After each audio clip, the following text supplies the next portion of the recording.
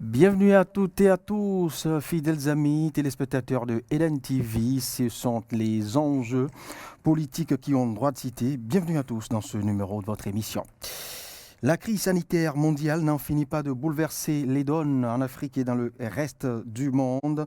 À la polémique relative à l'efficacité des vaccins s'ajoute désormais la pluralité des variants. Delta, à peine appréhendé, c'est Omicron qui affole la toile, modifie les plans de vol et redéfinit quelque peu les mesures restrictives dans nombre d'États.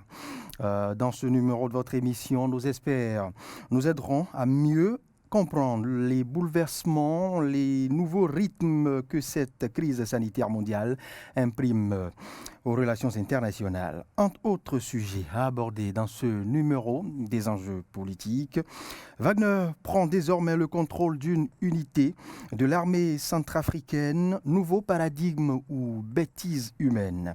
On en parle dans cette émission. Pendant ce temps, au Soudan, nous évoquerons le drôle d'accord entre Abdallah Hamdok et les poutistes. Et pour finir tout ceci, l'Afrique, l'Eldorado des puissances internationales. Outre la Russie, la coopération sino-africaine s'offre de nouveaux bols d'air. Voilà pour le menu de votre émission. Enjeux politiques pour le compte de cette semaine. Et pour l'aborder, pour décortiquer ce riche menu, c'est bien Olivier Michel Descampos. Il est analyste politique, inutile de vous le présenter. Il est président de IMDID Bénin, organisation de volontariat national, renforcement de capacité des jeunes, conception et mise en œuvre de projets communautaires. Face à lui, vous avez Morgan Metonji Assogba. Il est analyste géopolitique, responsable de cabinet conseil dont les activités sont multiples. Vous le savez, ils font dans l'incubation géopolitique, pratique diplomatique et géopolitique. Coach de langue anglaise et traduction de divers documents. Bienvenue, chers amis. Merci. Et merci encore une fois d'avoir manifesté votre disponibilité à nous aider à mieux nous approprier l'actualité au-delà des frontières du Bénin. C'est pas une mince affaire. Toujours un plaisir. N'est-ce pas? On maîtrise plus ou moins l'actualité au pays, mais quand ça dépasse les frontières du Bénin, il faillit avoir, bien évidemment, les prismes adéquats pour lire et décortiquer davantage comme il le faut. Et je l'ai dit, c'est au chapitre santé que nous vous invitons à l'entame de ce numéro des enjeux politiques. Omicron, un variant et des restrictions. À quand la fin de ce calvaire? Le calvaire n'est pas relatif seulement à Omicron, mais à la pandémie, à cette crise sanitaire qui nous soumet, pas seulement au Bénin, mais le reste du monde, à son rythme, qui nous soumet à son dictat. Et après Delta, je ne dirais pas après Delta, on a à peine fini de parler de Delta, où on en parlait encore. Quand Omicron s'est invité au menu du débat. Que dire? Alors, ce qu'il faut déjà dire, c'est que le monde fait face encore à un nouvel épisode, on va dire ça comme ça, une nouvelle saison de ce feuilleton-là sanitaire qui se déroule depuis 2019-2020. Et là, nous sommes en face d'un nouveau variant qui est annoncé comme tel. Alors, ce qu'il faudrait déjà dire d'entame de jeu, c'est qu'on en sait très peu à l'heure actuelle. Ah oui. On en sait très peu et le sujet est assez délicat parce que c'est assez spécifique au domaine de... Une chose est sûre, on a pu attribuer une première nationalité à ce variant. Oui, comme cela s'est fait justement pour le variant Delta, où on a essayé de camoufler ça sous l'étiquette de cette appellation-là. On a fait pareil pour ce variant Omicron qui serait venu d'Afrique du Sud. Alors, c'est ce qu'il faudrait déjà quand même que nous puissions analyser, c'est l'enjeu de tout cela sur les relations internationales. D'où voilà, la raison de notre émission Enjeux politiques, de pouvoir voir quelles sont les répercussions que peut avoir cette nouvelle incursion-là sur les relations internationales. Encore que la crise elle-même déjà a pu clouer déjà des avions au sol, a pu perturber la donne, a pu reporter, je dirais, des manifestations internationales qui, jadis, n'ont presque jamais été reportées. Tout a été modifié cette fois-ci. Tout a été modifié et le monde était en train de se remettre petitement de cette claque-là. Justement, parce qu'on s'est dit que avec les vaccins maintenant, la vie va reprendre, la vie va renaître. Mais on se rend compte que la calmie n'est pas pour demain. Et je voulais aborder justement ce volet-là. Vous n'avez remarqué que les États-Unis ont tout récemment autorisé à nouveau les vols depuis l'Europe sur leur territoire. Bien sûr. Bien avant donc l'émergence de ce nouveau variant-là. Donc ce qui tend à croire que nous risquons de retourner vers une nouvelle vague de fermeture, de restrictions, parce que c'est ce qui s'annonce déjà. Il y a des restrictions de vol, il y a des mesures qui sont prises par les États. La Tunisie et autres. Mais ce qui moi, me questionne souvent, c'est de me demander, mais toutes ces mesures-là qui ont été prises durant les précédentes vagues, est-ce qu'elle a été réellement leur impact? Parce que est-ce que les États, parce qu'on a tendance à croire que les États réagissent un peu comme sur le coup, c'est-à-dire dès qu'on apprend, dès qu'on est informé d'une situation de crise, on réagit un peu comme à l'instinct, un peu de façon irréfléchie. C'est ce que moi je constate. Et on se demande, est-ce que les États ont suffisamment pris le recul d'analyser les stratégies qui ont été mises en œuvre durant les périodes passées pour voir réellement quel est l'effet de ces restrictions-là qu'ils mettent en œuvre, quel est l'effet de ces fermetures de frontières, de toutes les mesures qui sont prises pour juguler la crise. Est-ce que Covid et ces variants laissent le temps même aux différents dirigeants même de réfléchir, d'anticiper. Voilà. Et c'est là toute la particularité de cette crise sanitaire, c'est qu'elle surprend tout le monde.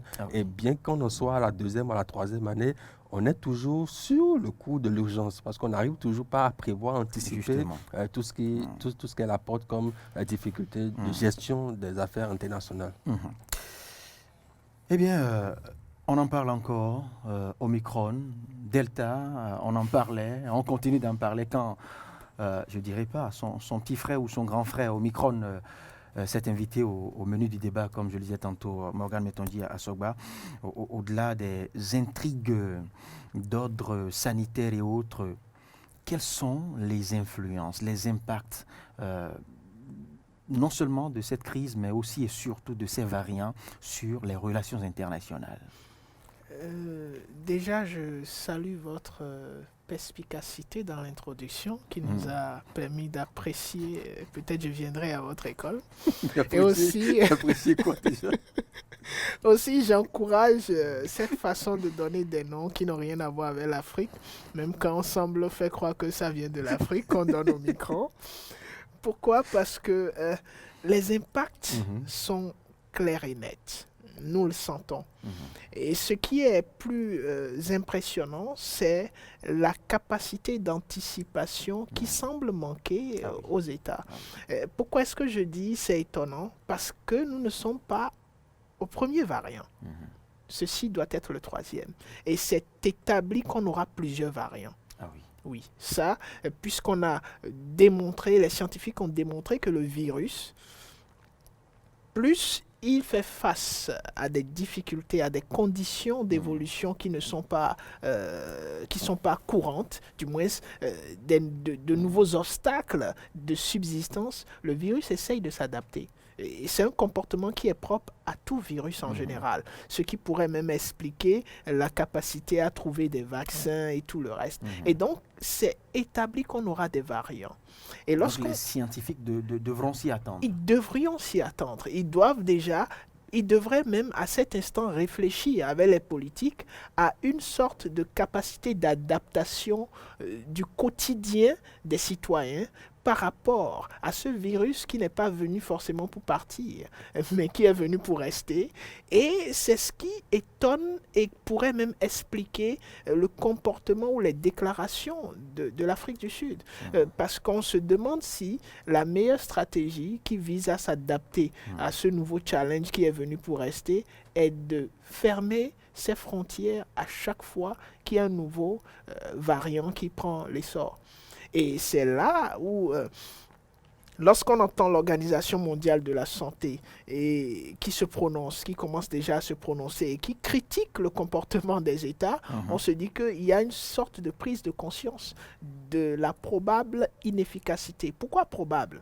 Parce qu'il faut reconnaître que l'attitude la plus compréhensible lorsqu'on ne sait pas comment gérer une situation, c'est de prendre ses dispositions pour l'observer. Et le fait d'interdire les vols, de suspendre un certain nombre d'activités, permet aux États et à leurs différents groupes d'experts d'observer le comportement de ce variant qui pourrait peut-être être assez nuisible pour d'autres populations par rapport à d'autres. Et donc, c'est dans cette façon de penser qu'on pourrait comprendre l'attitude de ces leaders. Mais les influences sont sur le plan économique, sur le plan culturel et sur le plan même de la coopération entre les États. Sur le plan de la coopération, pourquoi? Parce que le virus en lui-même l'a déjà montré. L'application à la lettre des accords de coopération, de partenariat qui impliquent des échanges et des contacts physiques ont été ipso facto rompus parce qu'on se retrouvait dans un cas de rebus sic stantibus, c'est-à-dire un cas de force majeure qui ne permet plus aux États de respecter leurs engagements comme ils devraient le faire, puisque lorsque ces engagements ont été signés, on ne se retrouvait pas face à un virus justement de dans tel un contexte de exactement, crise sanitaire. exactement. Et donc là, l'impact, il est sur le plan de la coopération. Sur le plan économique, les flux économiques vont aussi prendre un coup, surtout à cause de la façon dont le virus pourrait aussi être à même de se déplacer sans qu'il y ait forcément un déplacement humain, puisqu'il a la capacité de subsistance sur un certain nombre de surfaces qui pourrait faciliter peut-être d'une façon ou d'une autre le progrès de ce virus. Et donc il y a beaucoup de flux économiques et même des entreprises qui ne pourront plus mener les activités, surtout les entreprises de prestation de services qui vont se retrouver dans une situation assez compliquée. Mais s'il y a une sorte d'industrie qui va se porter très bien, c'est bel et bien l'industrie de l'Internet. Justement. Et tout ce qui va numérique. avec les entreprises dans le concept du numérique. Aujourd'hui, le numérique, pendant que toutes les autres industries plongeaient, touchaient le fond, le numérique a pris un boom avec l'arrivée du coronavirus. Et on se pose beaucoup de questions puisque les GAFA aujourd'hui se retrouvent être ceux qui tirent le maximum de profit de cette situation économique. Donc voilà un peu l'influence et ce nouveau variant va aussi d'une façon ou d'une autre apporter son plus. Mais est-ce que la Covid n'arrange pas la position ou la posture de certains dirigeants sur le continent et à l'international parce que vous le savez, Morgan vient de le dire, la Covid nous autorise entre griffes ou nous permet de diminuer quelque peu les grands rassemblements, les réunions présentielles. Est-ce que ça ne sonne pas, ce n'est pas quelque peu favorable vis-à-vis de certains dirigeants? Je ne veux pas en citer, mais vous me voyez venir. Je vois le parallèle que vous essayez de faire. Et oui, en effet, le Covid a instauré ce qu'on appelle... Je ne veux pas dire qu'ils en sont pour quelque chose. Hein. Non, tout à fait, mais vous avez déjà été quand même suffisamment loin pour qu'on comprenne là où vous voulez. En tout cas, moi, je n'ai pas compris, rassurez-vous. Vous voulez arriver. Mais comme je disais, le Covid a instauré ce qu'on appelle l'état d'urgence dans la plupart des pays qui ont été poussés à prendre des mesures d'exception. Et certains États, évidemment, en ont profité pour limiter certaines libertés. Ça, c'est un fait, il faut quand même le reconnaître. Dans certains pays où l'on a profité quelque peu des restrictions, des couvre-feux, des limitations de liberté pour un peu resserrer la vis à certains endroits. Donc, ça fait partie du lot. On peut pas aller contre cela et on ne peut pas non plus imputer cela directement à l'État parce que l'État dira qu'il est en train de mener des mesures, de prendre des mesures pour lutter contre la pandémie. Donc, vous ne pourrez jamais prouver concrètement que ces mesures-là sont intitulées personnelles ou visent des fins politiques. Je ne l'ai pas dit non plus. Non, Mais tout à fait. Quand on remonte aux premières heures de cette crise, dans certains États secoués par des manifestations et autres, vous êtes d'accord avec moi que la Covid a contribué à calmer quelque peu, à contenir les gilets jaunes et autres, parce que quand même, il fallait vider les rues. Le confinement oblige. Évidemment, c'est ce que j'essayais d'expliquer. Il a eu un effet forcément favorable. Est-ce que ces dirigeants, toujours sous cette menace de la fronde populaire, des manifestations d'ordre politique et autres, ne prieraient pas que Covid perdure quelque peu? Non, je pense que le gain ou la perte qu'engendre cette pandémie est beaucoup plus importante. Parce que Covid sonne avec accalmie et sérénité pour certains dirigeants. Bien sûr, je pense que les dirigeants ont beaucoup plus intérêt à ce que les choses rentrent dans l'ordre et que tout revienne à la normale plutôt que de vouloir jouer. Encore que ce que vous appelez normal ne l'était pas pour certains dirigeants. Oui, mais cela dépend de... Il y avait qui devaient affronter quand même des situations assez compliquées. Tout le week-end, tous les samedis, et pouvoir contenir plusieurs centaines de citoyens. On pourrait dire que pour cela, c'est un bien pour un mal. Mais non, vous savez, c'est une situation assez délicate, assez compliquée pour tous les États au monde. Et je ne pense pas qu'il y ait un État qui souhaite que cela puisse se poursuivre parce que les conséquences économiques, comme l'a dit mon confrère, les conséquences sur le plan financier sont assez importantes. Et je pense que tous les dirigeants sont en train de prier pour que nous arrivions quand même à une sorte d'accalmie, d'où la nécessité de la promotion des vaccins qui se fait un peu partout pour au moins arriver à un semblant de normalité dans les relations. Mais je voudrais juste nuancer pour dire que je pense que tout comme le variant Delta, dès que les scientifiques auraient fait les analyses nécessaires et qu'on en saurait beaucoup plus sur ce nouveau variant Omicron, je pense que les choses vont reprendre leur cours normalement. Et avec les vaccins qui se multiplient aujourd'hui, je pense que ce nouveau variant n'aurait pas forcément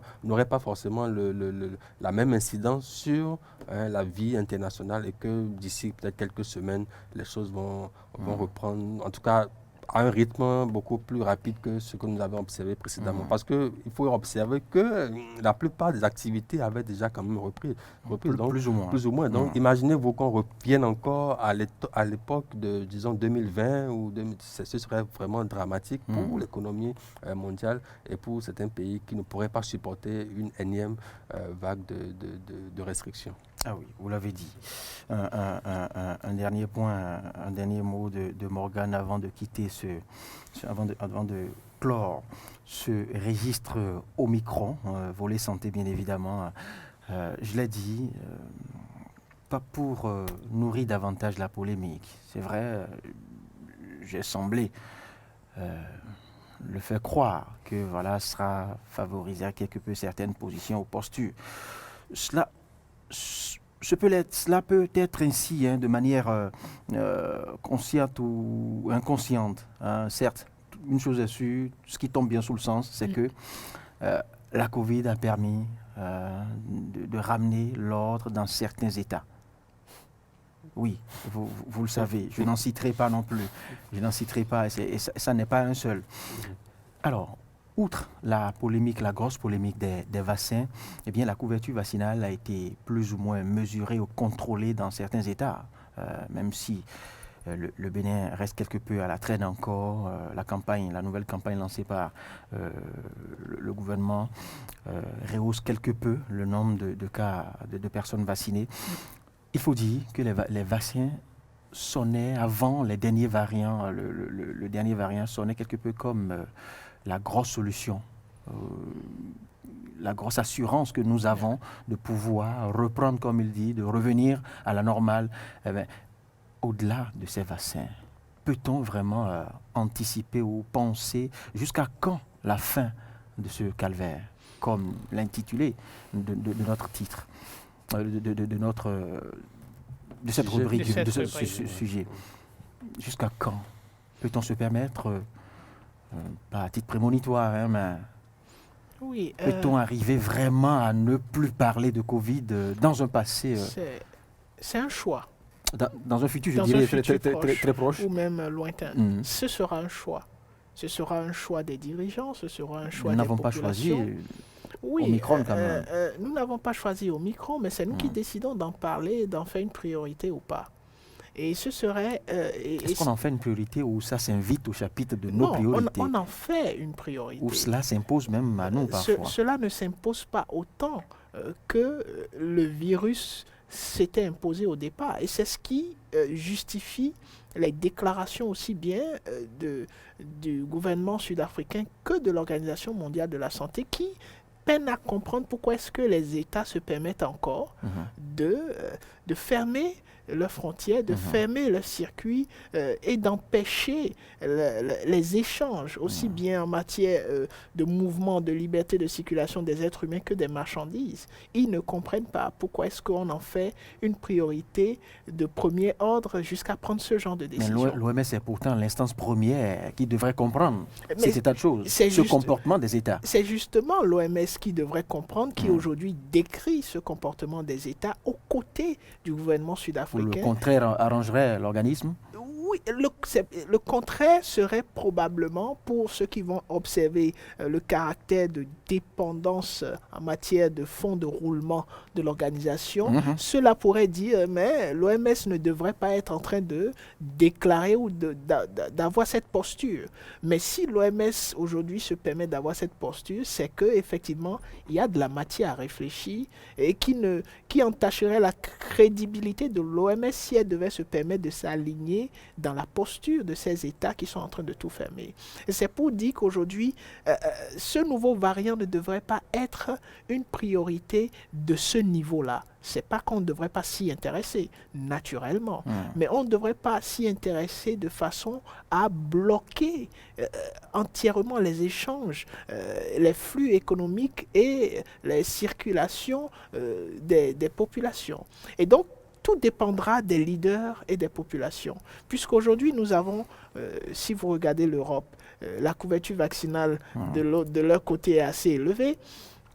Si vous regardez l'Amérique, la couverture vaccinale, elle est quand même considérable. L'Afrique, la couverture vaccinale... Plus ou moins à la traîne. Voilà, à la traîne. Donc le plus important aujourd'hui, le problème ne se trouve plus au niveau du virus. Le problème se trouve au niveau de la façon dont les populations et les leaders traitent le virus. Donc voilà un peu la situation dans laquelle nous nous retrouvons. Et donc tout va dépendre de ces différentes dynamiques et non forcément du virus.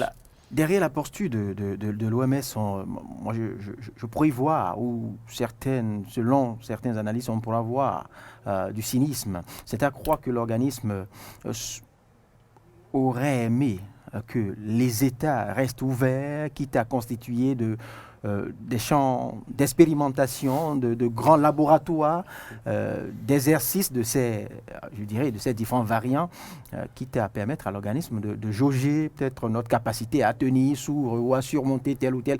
Enfin, ce sont des lectures libres. Hein. Oui, tout à fait. Et je ne m'avancerai pas sur ce terrain-là, mais juste pour dire que vous savez, la posture aujourd'hui de l'OMS est un peu, pour dire, discréditée par rapport à certains États qui, vous savez, la gestion qu'a fait l'OMS au début de la pandémie fait qu'aujourd'hui, elle a un peu moins de crédit lorsqu'elle s'adresse aux États face à cette situation. Ce qui fait que certains États estiment devoir être les maîtres sur le terrain pour décider de ce qui est bon ou pas pour leur population. Parce que l'OMS, avec ses cafouillages, son rétropédalage au départ de la pandémie, a vraiment pas donné de signe, de gage de confiance aux États, ce qui fait qu'aujourd'hui, beaucoup d'États estiment être les seuls à même de décider ce qui est bon ou pas pour la population. Et je ferai également un apport à ce que mon confrère disait par rapport à l'avenir de la pandémie ou de ce que deviendra le Covid dans le futur proche. Vous savez, il y a des pays dont le nom m'échappe là tout de suite, qui ont vécu durant toutes ces dernières années-là, l'année dernière et cette année, totalement comme si de rien n'était. n'en ont pas fait une priorité, comme ce que disait mon confrère. Donc, tout dépend de comment les populations, les États font face à la pandémie. Peut-être qu'ils n'ont pas assez communiqué. Non, il y a des États où vous ne sentiez pas réellement cette crainte-là, cette peur de la pandémie, ou des États qui ont vécu, des populations ont vécu totalement normalement, hein, tout en respectant un minimum de mesures sanitaires, mais où on n'a pas eu vraiment cette vague-là de stupeur, de crainte. Et puis, voilà, donc si vous me dites qu'il y a des États qui n'ont pas attendu 2021 pour lancer leur campagne, pour lancer véritablement leur campagne vaccinale, je comprendrai. Fermons ce registre et parlons maintenant de la Centrafrique. Wagner au contrôle d'une unité de l'armée centrafricaine. Nouveau paradigme ou bêtise, j'en parlais à l'entame de ce numéro des enjeux politiques. Morgane Metondi à Soba, on a abordé déjà le sujet quelques semaines plus tôt. Cette structure de sécurité privée, sollicitée par l'État à travers une coopération militaire avec le pays de Poutine, qui se retrouve maintenant à prendre, à diriger un pan de l'armée centrafricaine. Cela devient-il sérieux ou comment lire ce choix, cette option? Cette option peut avoir 3 différents angles de lecture. Vous avez l'angle, disons, sur le plan de la coopération. L'angle sur le plan de la coopération. Vous avez l'angle sociologique. Et vous avez maintenant l'angle stratégique. Alors, sur le plan de la coopération, il faut dire que c'est tout à fait logique pour un État qui se retrouve face à une situation critique de trouver aussi bien les partenaires, que ce soit privés ou étatiques, qui vont lui permettre de résoudre son problème.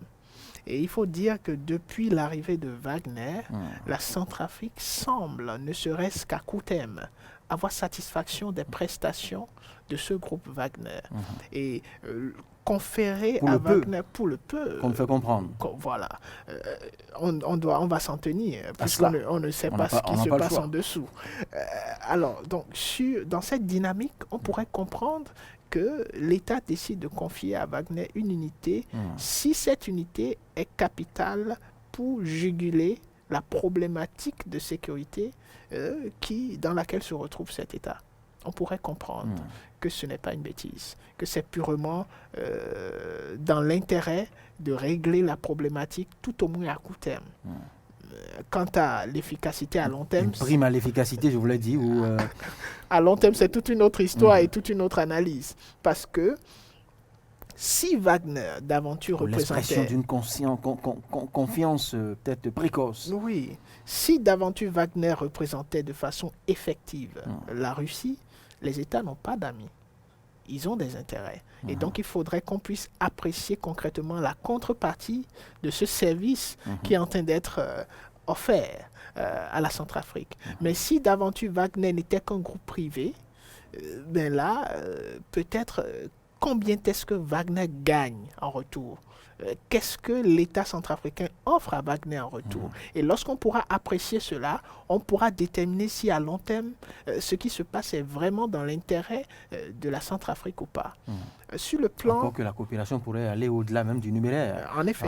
Se convertir en échange de marchandises quand on sait que le sous-sol centrafricain n'est pas des plus pauvres sur le continent. C'est justement de cela que nous parlons. Si c'est plus du numéraire et que c'est en marchandises et que l'estimation de ce qu'il gagne est très au-delà, très loin de ce qu'on gagne ou ce que la Centrafrique serait en train de gagner, mais là on a un problème. Sur le plan culturel ou social, la problématique ici, c'est les probables exactions de ces groupes-là vis-à-vis des populations. Il ressort qu'il y a des exactions, que Wagner, les soldats, si on peut les appeler ainsi, les membres de cette milice ou de cette force privée, ces mercenaires ceux qui sont appelés mercenaires, il paraît qu'ils commettent des exactions sur les populations. Il paraît. Si c'est avéré, mais là on a un problème. Parce que s'ils étaient simplement considérés comme groupe aidant et qu'ils commettaient ces exactions, que vont-ils faire maintenant qu'ils sont à la tête d'une unité? Ça veut dire qu'on pourrait avoir plus d'exactions et d'impunité. Encore qu'il faille prendre tout ceci avec pincette et voir si ce n'est pas la maîtrise d'une bande rebelle qui est assimilée à des exactions.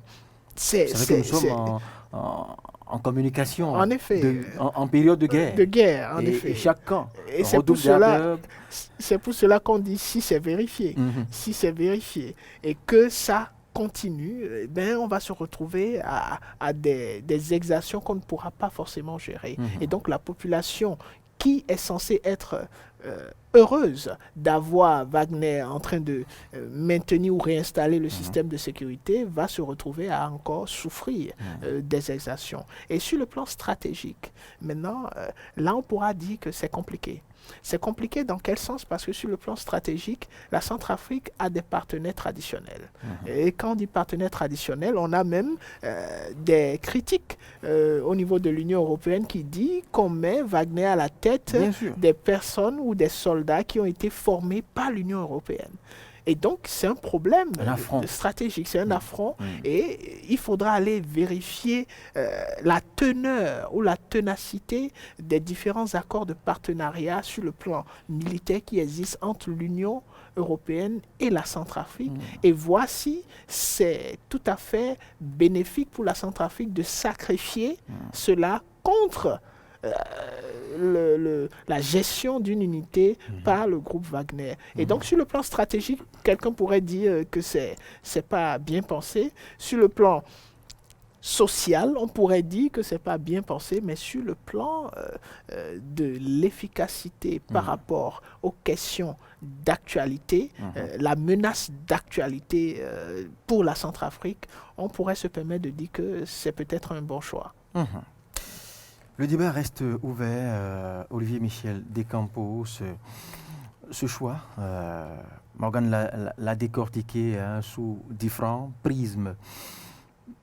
Mais au-delà de sa lecture, ne pourra-t-on pas y voir une prime à la confiance dans ce compartiment de l'armée centrafricaine confiée à cette structure en griffe privée, cette structure militaire russe? Vous savez, oui, c'est assez intéressant comme interrogation parce que c'est un sujet assez complexe parce que là, vous êtes en train de parler d'une unité qui vient fraîchement d'être formée par l'Union européenne et qui se retrouve donc aux mains d'un groupe paramilitaire. Alors là, nous sommes, déjà il faudrait le dire, nous sommes dans... N'est-ce pas aussi un appel lancé à l'Union européenne? Oui, vous savez... Aux amis de l'OTAN et autres... C'est un déroulé. Vous savez, ce qui se passe là ne devrait pas surprendre a priori. C'est un déroulé de la stratégie de reconquête ou d'influence russe dans la région et tout. Parce que vous observez un peu depuis 2017, fin 2017, lorsque la Russie initie, obtient l'allègement de l'embargo sur la vente d'armes à la Centrafrique. Vous observez un peu le déroulé. Après, tout de suite après quelques mois, vous avez l'incursion, l'arrivée donc du groupe paramilitaire Wagner. Et là, vous avez maintenant une présence beaucoup plus importante dans le pays et dans toute la région, dans plusieurs autres pays.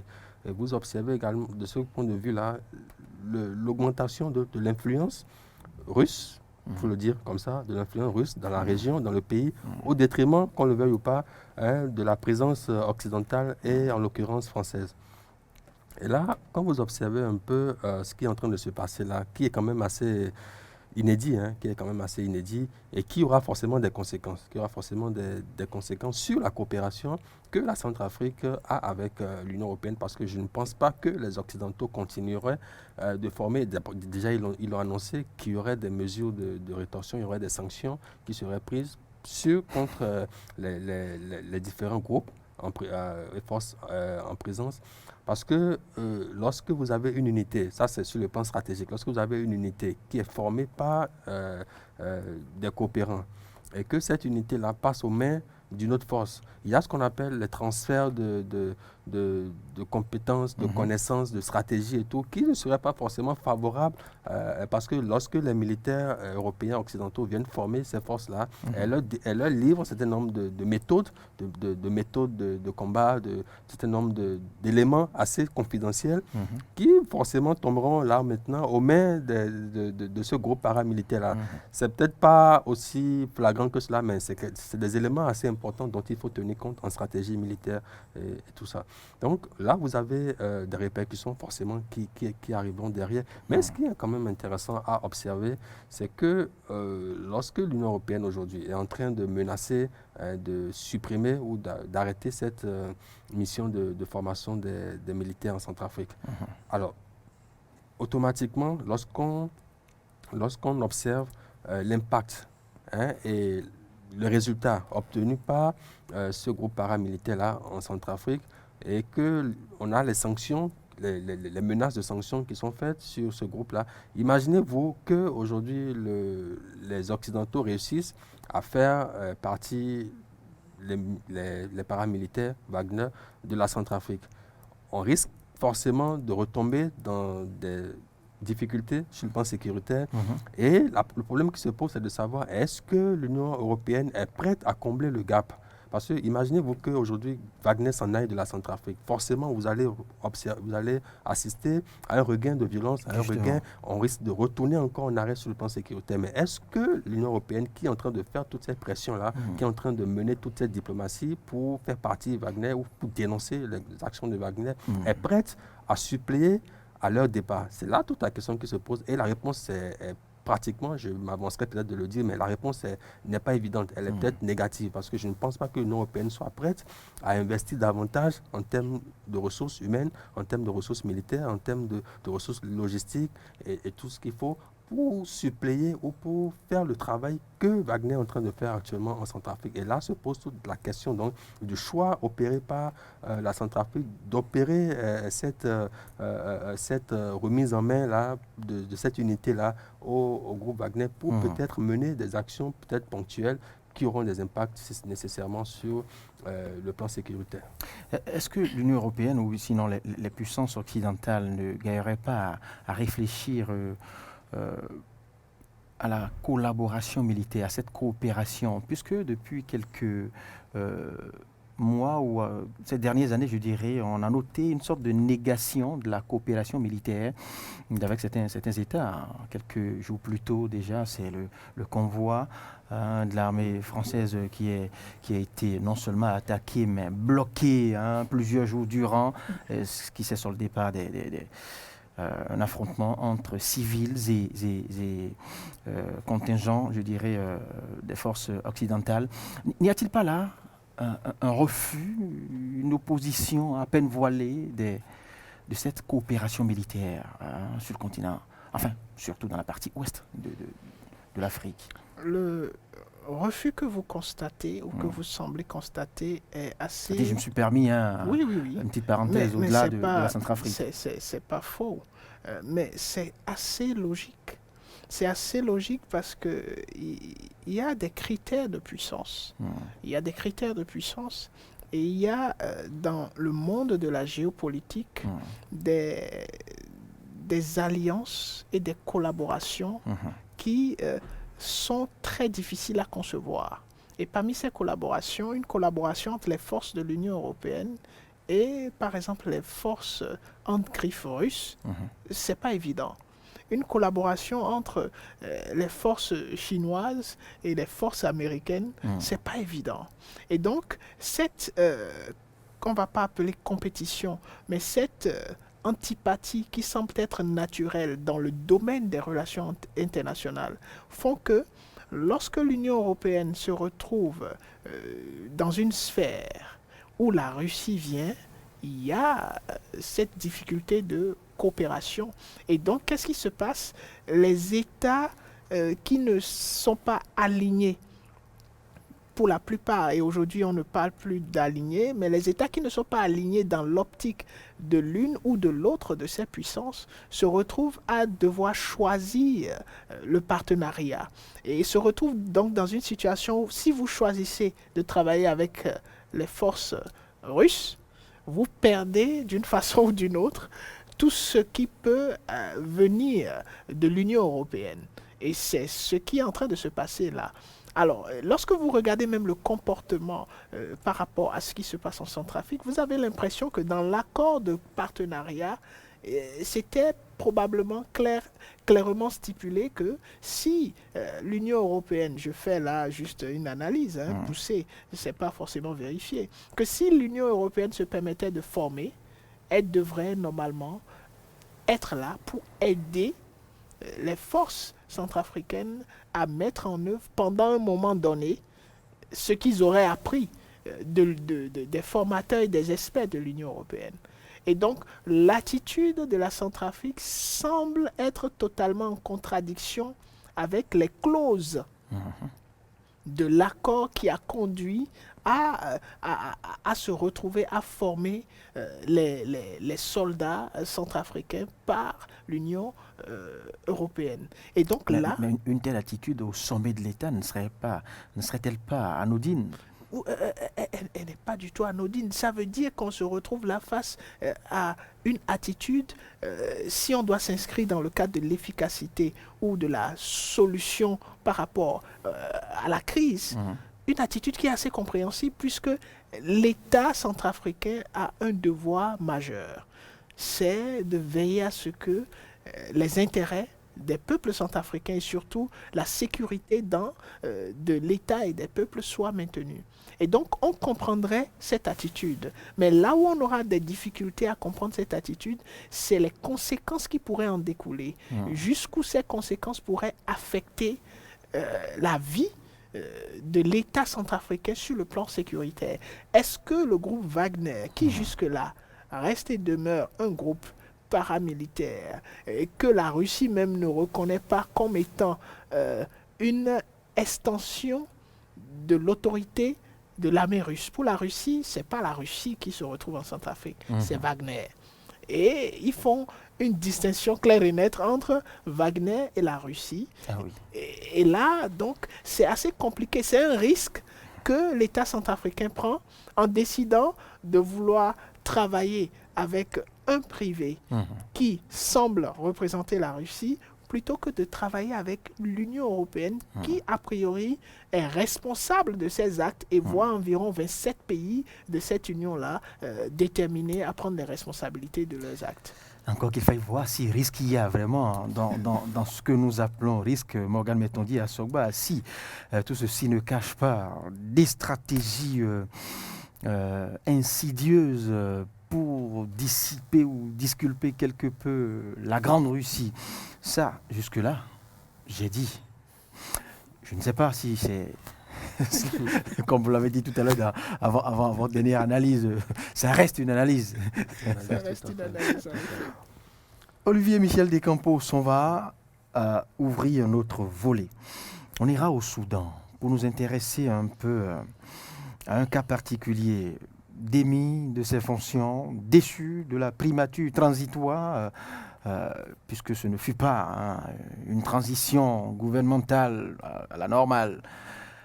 Eh bien, Abdallah Hamdok en vient encore à nouer une alliance, je dirais, à la limite incestueuse, avec ses bourreaux d'il y a seulement quelques jours.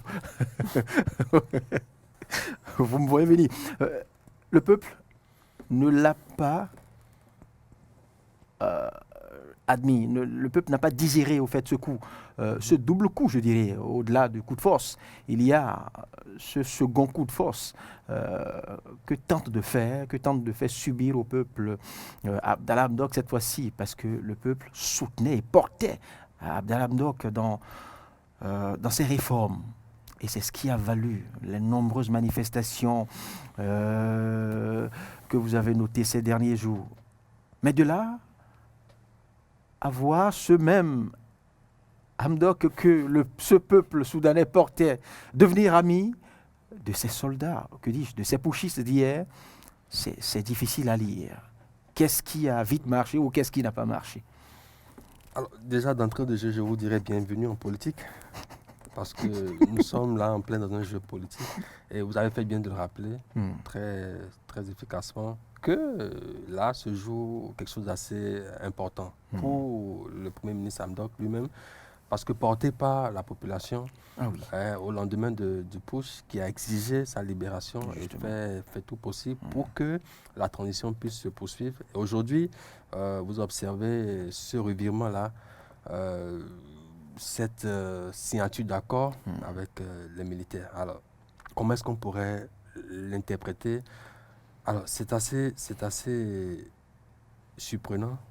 À première vue, bien sûr, à première vue, parce que l'intéressé lui-même disait... C'est d'ailleurs le premier caractère de cet accord. Disait ne pas vouloir reprendre le poste dans certaines conditions données. Mais on se rend compte qu'aujourd'hui, il reprend ce poste-là. Mais lorsque vous observez un peu les conditions dans lesquelles il reprend le poste, vous vous rendez compte que, en fait, les militaires n'ont pas fait grande concession. Et que c'est le côté d'Hamdok qui a eu beaucoup plus de concessions. Parce que déjà, on l'a amené à faire démissionner l'ancien gouvernement, donc qui est totalement parti. Et le plus important, qu'il faudrait quand même noter, et qui justifie les revendications d'une partie de la population pro-civile, et qui qualifie donc cet accord-là de nul et de non-avenu et de trahison carrément, c'est que, vous savez, les forces pour la liberté, le changement, ceux-là qui ont porté la révolution depuis 2019 pour chasser Omar el-Béchir du pouvoir et qui sont à la manœuvre depuis pour le maintien d'une transition civile, sont aujourd'hui écartés du gouvernement, théoriquement. Parce que selon le nouvel accord qui est établi, il faut que le Premier ministre puisse former un nouveau gouvernement, on le dit en griffe, à sa convenance, mais tout en sachant très bien que certains éléments, certains caïds de l'ancien système ne pourront plus faire partie de ce gouvernement-là. Ce qui est premier revers donc pour le Premier ministre Hamdok, donc quasiment un échec, puisque c'est tout un revers pour lui à ce niveau-là. Et certes, il prend en compensation la libération des prisonniers politiques, voilà, quelque chose de tout à fait classique. Et ce qu'il faudrait quand même assez remarquer et observer, c'est l'efficacité de la diplomatie. Parce qu'on a beau critiquer, on a beau décrier tout ce qui se fait, tout ce qui se joue dans les coulisses. Parce qu'on a plusieurs fois essayé de se demander, mais qu'est-ce qui pourrait bien advenir après ce putsch-là? Est-ce que la communauté internationale pourrait mettre la pression? Est-ce que... Voilà, donc aujourd'hui, on assiste à ce camouflet, parce que c'est un camouflet. Et ce qui est assez incroyable à observer, c'est que vous vous rendez compte que toute la communauté internationale, en griffe, a déjà validé les accords et tout roule. Qu'en est-il de la population alors? Parce que vous avez tous les pays arabes, l'Égypte, tous les pays du Golfe et tout, qui soutiennent du Soudan, qui ont déjà dit très bien l'accord parfait, même l'Union africaine. Et c'est là, au fait, l'incongruité des enjeux politiques à l'international. Oui, vous savez, et c'est ce qui se joue en général. Vous savez, quand le coup arrange tout le monde, ça va si vite. Et... Lorsque certains critères, puisque que voulait la communauté internationale? C'était un Premier ministre civil, une transition qui se met en marche. Le reste importe peu, pour dire les choses ainsi. Et là, vous observez un peu comme si on fermait les yeux sur la situation, sur les violences qu'il y a eu, sur les exactions qui se sont commises, et on priorise juste l'essentiel pour faire avancer. Et lorsque vous observez ce qui s'est passé, et c'est aussi le lieu de le rappeler, que les sanctions imposées il y a quelques semaines ont quand même porté leurs fruits. Parce que les militaires ont très subtilement joué le coup, se rendant compte qu'ils n'ont plus d'argent, ils n'ont plus de soutien, ils n'ont plus de quoi financer leur politique. On tout de suite dit, bon, qu'est-ce qu'il faut faire? Alors on ramène le Premier ministre, on essaie de faire le camouflet, de trouver le juste milieu, et on revient sur la scène. Et très peu de personnes aujourd'hui peuvent vraiment présager de ce que sera cette collaboration-là aujourd'hui avec les militaires, si cela pourra perdurer et si cela pourra vraiment atteindre les objectifs qui sont fixés. Abdallah Hamdok ne sacrifie-t-il pas, en plus du peuple soudanais, sa carrière politique, Morgan? Déjà, il y a une sorte de ce qu'on appelle en anglais misconception de la part aussi bien d'Abdallah Hamdok que de la communauté internationale et des putschistes. Ils n'ont pas compris la dynamique du peuple soudanais. Alors, ils ont cru que le peuple soudanais voulait simplement qu'Hamdok revienne. Ils n'ont pas compris que Abdallah Hamdok était pour le peuple soudanais un symbole. Et que derrière Hamdok, Ne l'ont-ils pas vraiment compris ou font-ils semblant? alors, ils ne l'ont pas compris, c'est pour cela qu'ils ont voulu jouer cette carte. Ils ont voulu jouer cette carte parce qu'il faut le rappeler, l'une des, disons, la plus grosse revendication que le peuple chantait, c'était bien qu'Hamdok revienne. Justement. Mais ils ont pensé que le peuple disait Hamdok, la personne d'Hamdok. Mais non, le peuple insistait sur le système Justement. porté par Hamdok comme symbole de Premier ministre, le système qui semblait déjà bien remplacer le système contre lequel il s'était insurgé. Parce que le système de Berchi et tout le reste, c'est ce système-là qui semble d'une façon ou d'une autre vouloir revenir lorsqu'on voit ce que les putschistes étaient en train de vouloir mettre en place. Et donc, ils ont voulu servir cela au peuple, pensant que le peuple va mordre à la meçon. Et le peuple dit niet. Abdallah Hamdok, oui, mais c'est pas Abdallah Hamdok qu'on porte. On porte un système, on porte une façon de faire les choses, et ce Abdallah Hamdok que vous nous rendez n'est pas le Abdallah Hamdok qu'on voulait. Et donc, vous vous retrouvez là face à une situation qui, il ne s'agit pas forcément de sacrifier sa carrière politique, mais il a perdu toute sa crédibilité. Parce que aucun membre de cette population-là qui l'a soutenu et qui le soutenait jusque-là ne pourra encore lui faire confiance, même si aujourd'hui, il se ravisait et disait, ben voilà, je sors du deal. Et on a même l'impression que ce deal, il a été obligé, à moins, on a l'impression que c'est comme mon confrère l'a dit, c'est un camouflé, et que peut-être il a été obligé d'accepter. Mais s'il se retrouve à dire qu'il a été... A-t-il vraiment joué libre jeu dans ce deal? Il y a des possibilités qu'il n'ait pas pu jouer libre jeu. N'y a-t-il pas eu des concessions un peu trop fortes Peut-être. Ou des pressions, peut-être. Les pressions au plan local et au-delà des frontières soudanaises. Les pressions, c'est inévitable lorsqu'on se retrouve en politique, lorsqu'on veut obtenir quelque chose de vous. Maintenant, l'autre chose qui contrebalance ces pressions, c'est votre personnalité, c'est votre intégrité, c'est jusqu'où vous êtes prêt à aller pour maintenir votre réputation. Et nous parlons là des choses qui sont assez très sensibles, parce que parfois, ce n'est pas que votre vie même ne représente rien, mais c'est parfois la vie d'un certain nombre de choses qui sont mises sur la table de négociation pour vous amener à adopter une attitude donnée. Et peut-être qu'il a été victime de tout cela, mais si nous nous en tenons à ce qui nous est rapporté, M.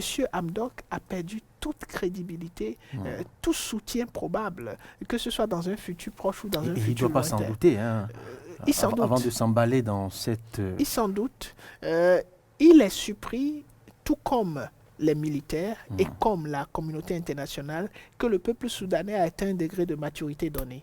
C'est... ce qui remet l'équation dans une dynamique peu compréhensible. Eh bien, ce numéro des enjeux politiques s'en va finir, mais pas avant de dire un mot, juste un petit mot, par rapport à la relation sino-africaine, un futur radieux ou un recul inévitable. Olivier Michel Descampos. Alors, je pense que c'est l'heure du bilan. Après 20 ans de relations Chine-Afrique, c'est l'heure du bilan, c'est l'heure de faire le point de tout ce que ça aura été. Comme, et c'est Dakar qui s'est fait la capitale. La capitale pour accueillir donc, cet événement assez important, assez majeur.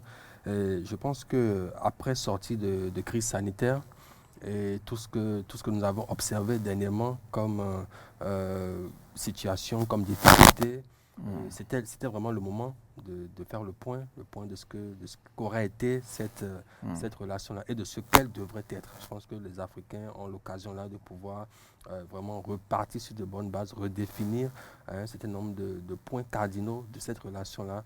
Parce que vous vous en souvenez, il y a 20 ans, Lorsqu'elle a commencé sous le chapeau de roue avec des prêts tous azimuts, un investissement massif dans les infrastructures, dans les transports, dans l'énergie. Et ça se poursuit. Et aujourd'hui, il y a la crainte, il y a beaucoup d'observateurs qui font des analyses et qui craignent qu'on ne tombe dans ce qu'on appelle le piège de la dette.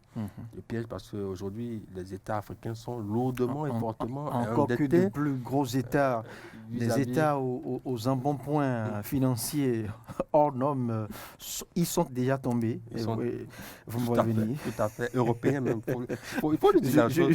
Européens, bien sûr. Donc, il y a cette difficulté-là auquel les États africains doivent faire face et anticiper et pouvoir mettre sur la table les vrais problèmes et discuter ce qu'il faut être discuté, redéfinir ce qui doit être défini pour repartir sur de nouvelles bases, et de bonnes bases cette fois-ci. Morgan Metonji Assogba, la France et l'Afrique. Que dis-je? La Chine et l'Afrique. Le recul, il est inévitable lorsque vous regardez déjà le temps de cette rencontre. Les États africains décident de remettre en cause les clauses, sinon les conditions même de ces contrats. C'est aujourd'hui qu'ils s'en rendent compte que les contrats ne les arrangent pas parce que vous avez des prêts que vous devez payer sur 30 ans, alors que la viabilité des projets qui ont été financés par ces prêts ne pourront commencer qu'après 50 ans. Donc, naturellement, vous ne pouvez pas rembourser ces prêts et vous vous retrouvez dans une situation compliquée. Des pièges. Il faut aussi noter que les banques chinoises sont de plus en plus réticentes aujourd'hui à investir dans les projets en Afrique. Et donc, le recul semble être inévitable lorsqu'on voit la tendance qui est en train de s'opérer et qu'on voit l'opportunisme des États-Unis qui ont déjà annoncé des couleurs pour une rencontre entre les États-Unis et l'Afrique dès 2022, début 2022. Et donc, voilà, nous nous retrouvons dans une situation assez intéressante d'un recul de la coopération sino-africaine. Merci. Morgan Metonji Assogba, je rappelle que vous êtes analyste géopolitique et responsable du cabinet conseil dont les activités sont l'incubation géopolitique, pratique diplomatique et géopolitique et coaching en langue et traduction. Merci pour votre disponibilité et tout ce que vous faites pour Eden TV et Diaspora FM. Avec vous, Olivier Michel Descampos, analyste politique. Vous êtes le président de IMDID Bénin, organisation de volontariat national renforçant les capacités de jeunes, conception et mise en œuvre de projets communautaires.